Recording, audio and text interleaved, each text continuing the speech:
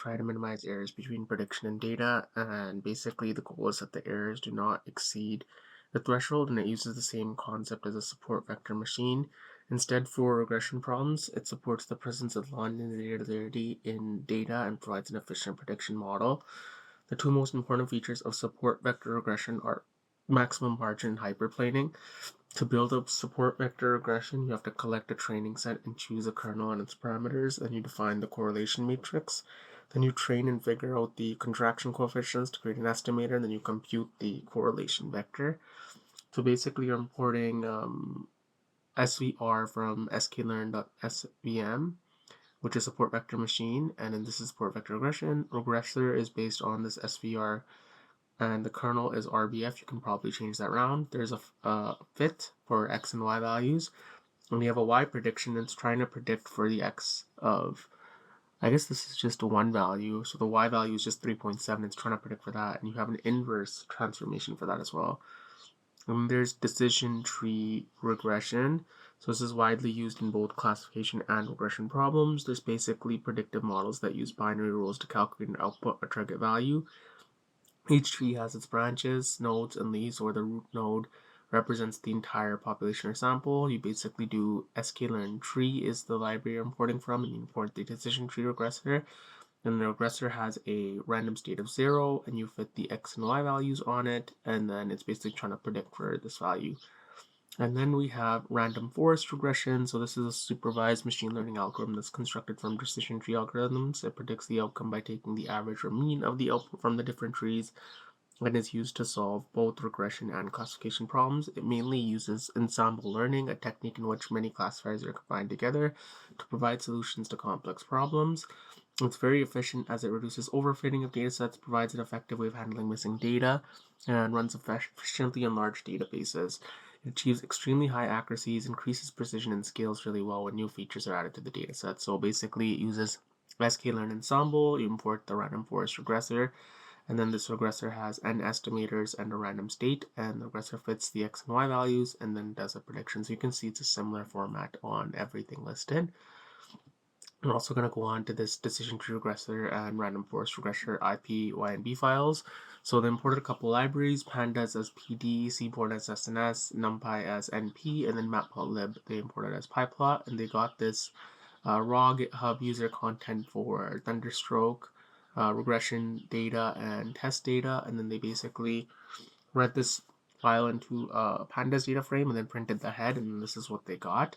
And they were trying to get to know the data better, so they looked at the info of the data by getting the details and looked at all the different data types and the null content. And basically it's 1460 entries with 81 columns, so it's pretty big.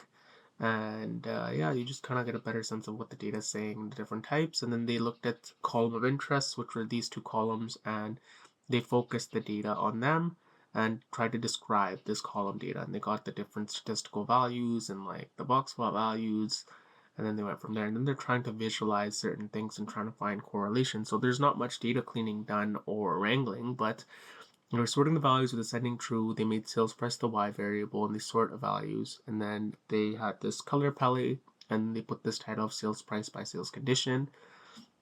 And then they had a standard deviation bars as well, and they're trying to see which has the greatest sales price, which is this partial plot over here.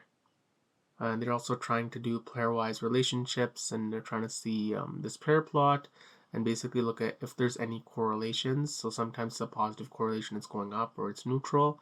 And you can try to see which graphs have that correlation based on the lot area or the year built or the other values that are there. And they're defining the x and y variables here as well. So okay, and then they did a regulation plot for the lot area and the sales price over here as well. They said that's forecasted to be a positive correlation. Also, they had this variable first, for something with sales price, and you can see there's similar trends with all of them. They made a correlation matrix. One-to-one relationship is usually the same variable matched with the same variable, and yeah, like you can see other strong correlations like 79%, or I don't know, there's 71% over there, 64, and they try to see which variables are strongly correlated. Then you can make a decision tree regressor, which is widely used in both classification and regression problems. These are basically predictive models that use binary rules to calculate and output target values. Each tree has branches, nodes, and leaves, where the root node represents the entire population or sample. And you can have the random forest regressor, which is a supervised machine learning algorithm that is constructed from decision tree algorithms. It predicts the outcome by taking the average or mean of the output from the different trees, and then is used to solve both regression and classification problems. It mainly uses ensemble learning, a technique in which many classifiers are combined together to provide solutions to complex problems.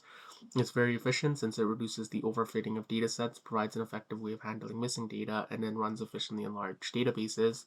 And it achieves extremely high accuracies, increases precision, and scales really well when new features are added to the dataset. And you basically have you import sklearn tree, you import decision tree regressors, you use sklearn ensemble to import random forest regressors, and then you have these predictor columns over here. You basically train the X data with predictor columns that were specified above. You train the Y data with the sales price, which is what you're trying to predict. Then you also have a separate model, which is using a decision tree regressor with this depth, and it's splitting into train X and train Y data that was defined up there.